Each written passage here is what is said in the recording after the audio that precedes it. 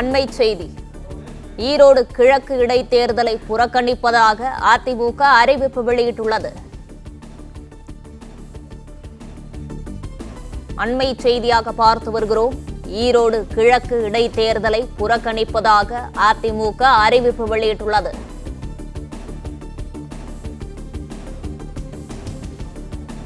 அராஜகம் வன்முறை என்றாலே திமுக, திமுக என்றாலே அராஜகம் வன்முறை என்று எடப்பாடி பழனிசாமி அறிவிப்பு வெளியிட்டுள்ளார்.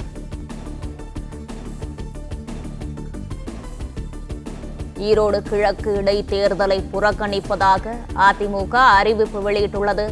இது குறித்தான விவரங்களோடு இணைகிறார் செய்தியாளர் பாண்டியராஜன். பாண்டியராஜன், இது குறித்தான முழு விவரங்கள் என்ன பதிவு பண்ணல? மாவட்ட செயலாளர்கள் கூட்டம் சற்று முன் முடிந்திருக்கிறது. அதன் பிறகாக ஈரோடு கிழக்கு சட்டமன்ற தொகுதிக்கான இடைத்தேர்தலை அதிமுக புறக்கணிப்பதாக அந்த அறிக்கையானது வெளியிடப்பட்டிருக்கிறது.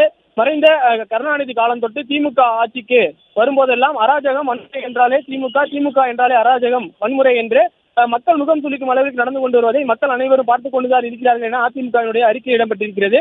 திமுக ஆட்சி காலங்களில் திமுகவினால் நிகழ்த்தப்பட்ட அராஜக வன்முறை சம்பவங்கள் எண்ணில் அடங்காதவை எனவும் அந்த எடப்பாடி பழனிசாமி அவர்கள் வெளியிடக்கூடிய அறிக்கையிலே குறிப்பிடப்பட்டிருக்கிறது. கடந்த முறை நடைபெற்ற ஈரோடு கிழக்கு சட்டமன்ற தொகுதிக்கான இடைத்தேர்தலில் அள்ளி இறைக்கப்பட்ட பணம், மது, கொலுசு, குக்கர், தங்க காசு உள்ளிட்ட பரிசு பொருட்கள் என இவை எல்லாவற்றையும் தாண்டி திமுகவின் மிரட்டல் அப்பாவி மக்களை பெருமளவில் அச்சுறுத்தியது. வாக்காளர்களை பட்டியல் அடைத்த அவலமும் நடைந்தேறி இருப்பதாக எதிர்க்கட்சித் தலைவர் எடப்பாடி பழனிசாமி அவருடைய அறிக்கையிலே குறிப்பிட்டிருக்கிறார். திமுகவினர் அழைக்கும் இடத்திற்கு வந்து காலை முதல் இரவு வரை உட்கார்ந்து இருக்கவில்லை என்றால் முதியோர் உதவித்தொகையோ வேறு எந்த அரசு நலத்திட்டங்களோ வழங்கப்பட மாட்டாது என்கின்ற மிரட்டலுக்கு பயந்து மக்கள் சொந்த மண்ணில் அகதிகளைப் போல நடத்தப்பட்ட விதத்தை நினைத்தாலே கொஞ்சம் பதறுகிறது எனவும் எதிர்க்கட்சித் தலைவர் எடப்பாடி பழனிசாமி அவருடைய அறிக்கையிலே குறிப்பிட்டிருக்கிறார். இவ்வாறு ஆட்சி அதிகாரத்தை பயன்படுத்தி ஜனநாயகத்தை குழி தோண்டி புதைத்து மக்களாட்சியின் மகத்துவத்தை மறந்து வன்முறையில் ஈடுபடுவது மட்டுமே திமுகவினரின் வாடிக்கை என எதிர்க்கட்சித் தலைவர் எடப்பாடி பழனிசாமி அவருடைய அந்த அறிக்கை குறிப்பிட்டிருக்கிறார்.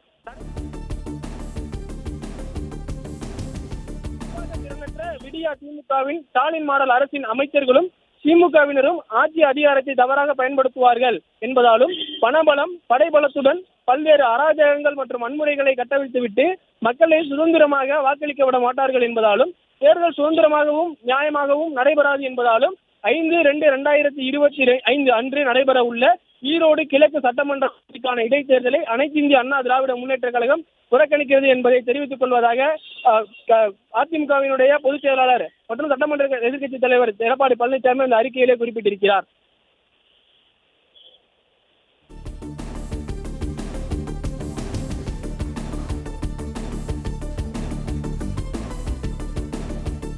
அண்மை செய்தியாக பார்த்து வருகிறோம். ஈரோடு கிழக்கு இடைத்தேர்தலை புறக்கணிப்பதாக அதிமுக அறிவிப்பு வெளியிட்டுள்ளது. அராஜகம் வன்முறை என்றாலே திமுக, திமுக என்றாலே அராஜகம் வன்முறை என்று எடப்பாடி பழனிசாமி அறிவித்திருக்கிறார்.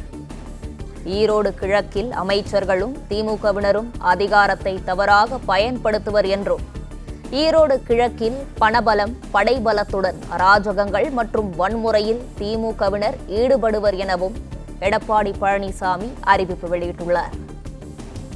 ஈரோடு கிழக்கு இடைத்தேர்தல் நேர்மையாகவும் சுதந்திரமாகவும் நடைபெறாது என்றும் எடப்பாடி பழனிசாமி அறிவித்திருக்கிறார். இது குறித்தான மேலும் விவரங்களோடு இணைகிறார் செய்தியாளர் ராஜகுமரன், விவரங்களை பதிவு பண்ணலாம். ஈரோடு கிழக்கு இடைத்தேர்தலுக்கான போட்டியிலிருந்து அதிமுக பின்வாங்கி இருக்கின்றது. அதற்கான அதிகாரப்பூர்வ அறிவிப்பினை தற்பொழுது அதிமுக சார்பில் வெளியிட்டிருக்கின்றார்கள்.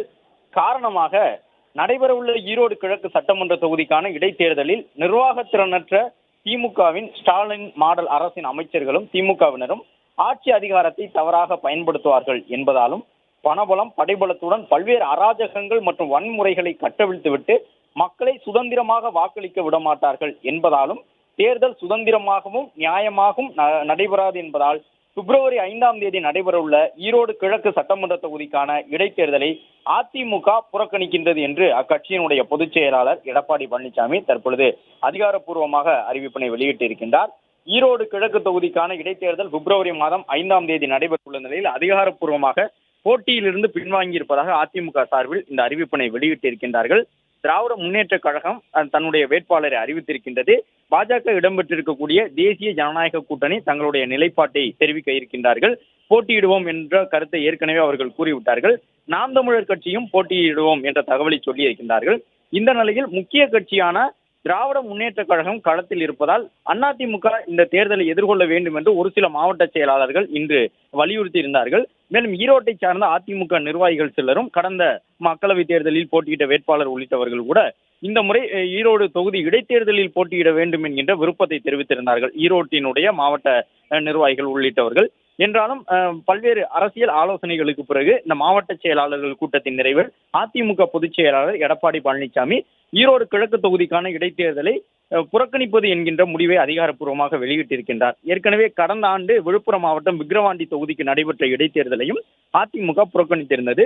தற்போது அறிவிக்கப்பட்டிருக்கக்கூடிய ஈரோடு கிழக்கு தொகுதிக்கான இடைத்தேர்தலையும் அதிமுக புறக்கணித்திருக்கின்றது.